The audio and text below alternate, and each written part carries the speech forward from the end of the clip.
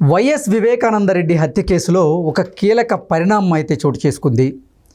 తనని నిందితుల జాబితా నుంచి తొలగించి సాక్షిగా పేర్కొనండి అంటూ దస్తగిరి కోర్టుని ఆశ్రయించినటువంటి నేపథ్యంలో సిబిఐ దస్తగిరి విషయంలో ఎటువంటి ఆధారాలు సమర్పించకపోవడంతో కోర్టు దస్తగిరిని నిందితుడిగా తొలగించి సాక్షిగా పేర్కొనడం జరిగింది. ఈ నేపథ్యంలోనే ఈ అంశం మీద మనం విశ్లేషణ చేసుకునేటువంటి ప్రయత్నం చేద్దాం.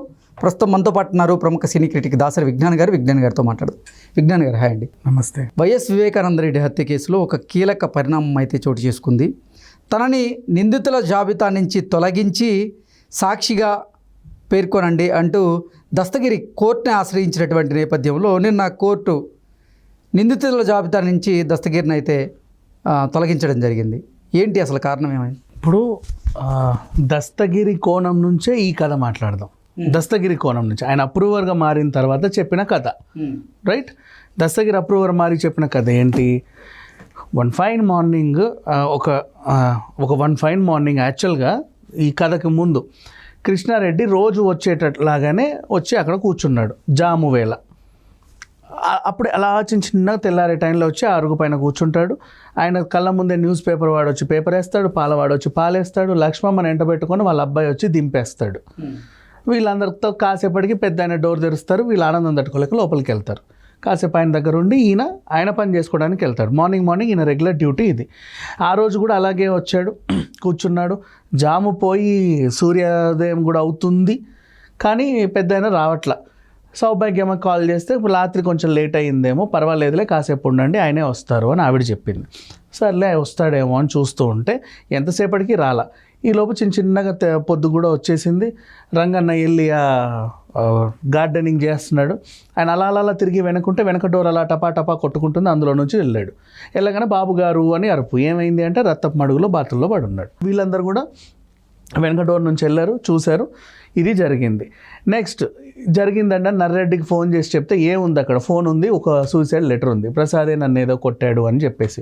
అవి రెండు దాచేసే అని చెప్తే సరే దాచాడు. ఆ వ్యవహారం తర్వాత మాట్లాడుకుందాం. ఇప్పుడు ఇక్కడికి వచ్చేస్తే దస్తగిరి చెప్పినటువంటి స్టోరీ. మేము నలుగురమే ప్లాన్ వేసాము. సునీల్ యాదవ్, శివశంకర్ రెడ్డి, ఎర్రగంగి రెడ్డి దీనికి హెడ్ అండ్ మేము నలుగురం కలిసి ప్లాన్ వేసాము. నేను కదిరి వెళ్ళి మంచిగా నరికేద్దామని చెప్పేసి ఒక గండ్ర గొడ్డలి చేయించుకొచ్చాను పలానా దగ్గర. అది కూడా నా దగ్గర ఉంది. ఆ రోజు రాత్రి ఎర్రగంగిరెడ్డి ముందు వెళ్ళాడు. తర్వాత వెనక డోర్ నుంచి మేము అందరం వచ్చాం. మీరందరూ ఎందుకు వచ్చారు అని అంటే ఒక ల్యాండ్ సెటిల్మెంట్ గురించి మాట్లాడడానికి అని చెప్పేసి ఆయనకి ఎక్స్ప్లెనేషన్ ఇచ్చుకున్నారు. సరే, ఈ లోపు కోపం కట్టలు తెచ్చుకొని సునీల్ యాదవ్ మా అమ్మ కావాల్సి వచ్చిందిరా నీకు అని చెప్పేసి ఆయన్ని తోసాడు. వివేక కింద పడ్డ తర్వాత నా బెల్లం కావాల్సి వచ్చిందిరా నీకు అని చెప్పి శివశంకర్ రెడ్డి ఆయన మీద పడి గుద్దాడు. వీళ్ళిద్దరికి కొట్టి చంపేస్తే మరి నేను తెచ్చిన గొడ్డలి మాత్రం ఎలా?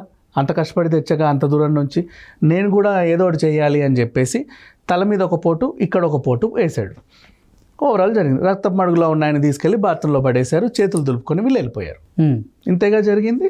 వెళ్ళేటప్పుడు రంగన్న ఇదంతా కిటికీలో నుంచి ఏదో శబ్దం వస్తే రంగన్న ఇలా చూశాడంట పైనుంచి.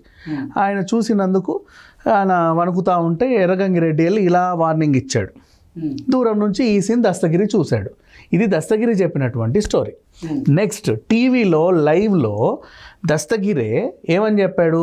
అవునండి నేనే చంపాను, మేము గొడ్డలు తెచ్చి ఇలా నరికామని టీవీ లైవ్ షోలో చెప్పాడు. ఆ రికార్డెడ్ ఎవిడెన్సెస్ కూడా ఉన్నాయి. కోర్టుకు కావాల్సింది రికార్డెడ్ ఎవిడెన్స్. వీళ్ళ దగ్గర లేనిదేంటి? మెటీరియల్ ఎవిడెన్స్ ఏం లేదు. ఆ గొడ్డలి లేదు, ఇప్పటిదాకా కనబడి చావట్లేదు, ఎక్కడుందో తెలియదు, అసలు ఉందో లేదో కూడా తెలియదు. ఆ కాలువలో పడేశానని నేను చెప్పాడు. ఆ కాలువ అంతా వెతికినా ఆ కాలువలో అంతకుముందు దశాబ్ద కాలం క్రితం పోయిన వస్తువులన్నీ దొరికాయి, కానీ పాత బావిలో దొరికినట్టు ఆ గొడ్డలి మాత్రం దొరకల. ఇది జరిగింది.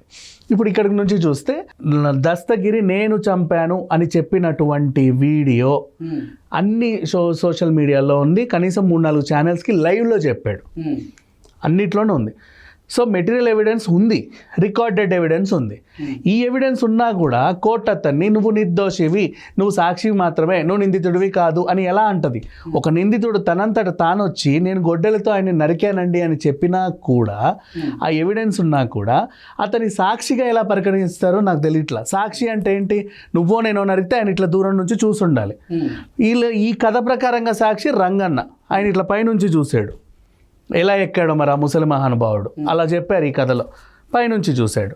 సో రంగన్న సాక్షి, ఈవెన్ ఎర్రగంగిరెడ్డి కూడా సాక్షి. ఎంత ప్లాన్ వేసినా వీళ్ళు ముగ్గురు చంపుతుండే కానీ ఇట్లా చూసుకు నవ్వాడు కదా, ఆయన సాక్షి. సో A1 A2 A3గా ఎర్రగంగిరెడ్డి నుంచి మొదలుకొని భాస్కర్ రెడ్డి వరకు అరెస్ట్ చేసినప్పుడు ఇతన్ని ఎందుకు చేయకూడదు? అండ్ దస్తగిరి ప్లాన్ చేసిన తర్వాత ఈ ప్లాన్ అంతా చేయించింది ఎర్రగంగిరెడ్డి. ఎర్రగంగిరెడ్డిని ఎవరు చెప్పారు? మన ఉదయ్ కుమార్ రెడ్డి వచ్చి ఏం చేశాడు? కుట్లేసాడు వాళ్ళ దగ్గర ఉన్న హాస్పిటల్లో, మెట్టు చుట్టూ అని కుట్లేసేసి ఇదంతా భాస్కర్ రెడ్డి అవినాష్ రెడ్డి చెబితే వీళ్ళు చేసామని. అదే దస్తగిరి చెప్పాడు, ఒప్పుకున్నాడు నేను చేశాను అని.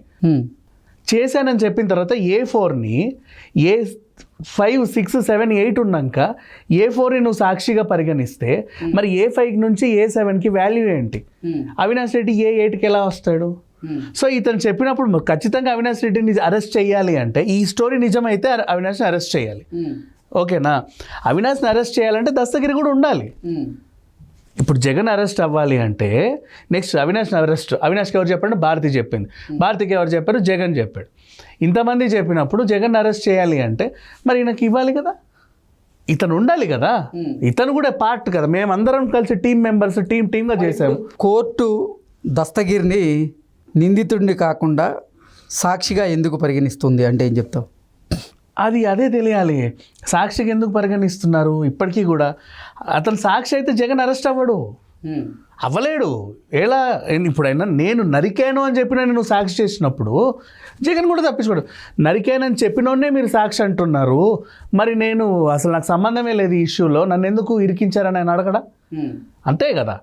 ఆయనకు ఇప్పుడు జగన్ నేను నరికాను అని చెప్పడానికి కానీ, నరికినట్టు కానీ video evidence, audio evidence, visual evidence లేదు, అసలు దానికి సంబంధించి పరికరాలు కూడా ఏమీ లేవు. అవునా?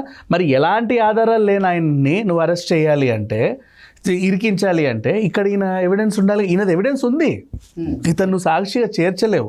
మరి ఎందుకు ఈ తప్పిదం జరిగిందో అర్థం కావట్లా. ఇకపోతే జగనే చంపాడు అనడానికి ఆధారాలు కూడా బోల్డ్ అని ఉన్నాయి. దీంట్లో తెర మీదకి కొత్తగా కేసీఆర్ పేరు కూడా వచ్చింది. అసలేం జరిగింది అంటే, ఈటల రాజేందర్ నావోడు కాదు పరాయోడు, మనోడు కాదు పగోడు అని ఎప్పుడు తెలిసింది? ఫోన్ ట్యాపింగ్ చేస్తే కేసీఆర్కి తెలిసింది.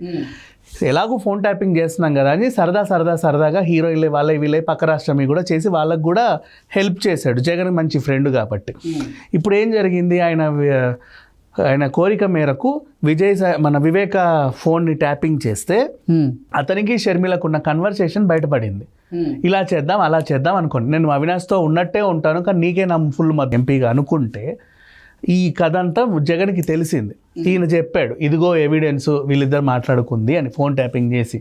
అవునా అని చెప్పేసి సొంత చెల్లిని కూడా దూరం పెట్టాడు జగన్. ఇలా ఇది పులివెందుల నుంచి వచ్చిన వార్త, మనకు తెలియదు, మనం ఏం సృష్టించింది కాదు. ఇంకా పులివెందుల్లోనే ప్రచారంలో ఉన్నట్టు వార్త. అప్పుడు నోరిప్పితే జగన్ అధికారంలో ఉన్నాడు, పైగా మనూరోడే అని చెప్పేసి ఎక్కడ ఏ మూలకు నరికేస్తాడో తెలియక అందరూ సైలెంట్గా ఉన్నారు. ఇప్పుడు వాళ్ళందరూ ఒక్కొక్కరికి బయటకు వచ్చి చెప్తున్నారు కేసీఆర్ వల్లే జగన్కి ఒక విషయం తెలిసింది, రహస్య విషయాలు, ఫోన్లో సంభాషించినటువంటి రహస్య విషయాలు తెలిసాయి. ఆ విషయాలన్నీ ఈయనకు చెప్పగానే ఈయన సొంత చెల్లినే దూరం పెట్టాడు. ఆ సొంత చెల్లిని దూరం పెట్టిన తర్వాత ఒక మంచి టైం చూసి ఇతనే నరికించేశాడు. ఇలా జరిగింది ఒక ప్లాన్. ఈ ప్లాన్లో భాగంగా రకరకాల క్యారెక్టర్స్ ఎంటర్ అయ్యాయి, రకరకాలుగా చెప్పారు. కానీ ఓవరాల్గా జగన్ నిందితుడే కాదనట్ల, వాళ్ళ కథనం ప్రకారం. అవినాష్ రెడ్డి నిందితుడే కాదనట్ల, వాళ్ళ కథనం ప్రకారం. అంటే ఎందుకు? రక్తం తుడిచింది ఎవరు, గుండెపోటు అని చెప్పింది ఎవరు, ఇట్లాంటి వాటికి కొన్ని ఆధారాలు ఉండాలి. అక్కడ సిఐ తిరుపతిరావు వీళ్ళందరూ ఏం చెప్పారు, ఇంకా అక్కడ ఉన్నటువంటి వైఎస్ కుటుంబానికి చెందినటువంటి వాళ్ళందరూ కూడా ఏమేం చెప్పారు. సో ఇవన్నీ కూడా బయటికి తీయాల్సిన అవసరం ఉంది. ఆ పక్కన పెట్టేస్తే ఇప్పుడు ప్రజెంట్ దస్తగిరికి మాత్రం సాక్షిగా చెప్పడం, సిబిఐ ఎందుకు దానికి అడ్డు చెప్పలేదు అంటే, సిబిఐ దగ్గర దస్తగిరి నరికినట్టుగా అతని వేలుముద్రలతో ఎలాంటి ఆధారం లేదు. కానీ అతను తనంతట తాను చెప్పి ఒప్పుకున్నటువంటి వీడియో ఉంది. ఉన్నప్పుడు దస్తగిరికి అసలు నువ్వు చచ్చినా కూడా సాక్షిగా చేర్చకూడదు. అతను అలాగే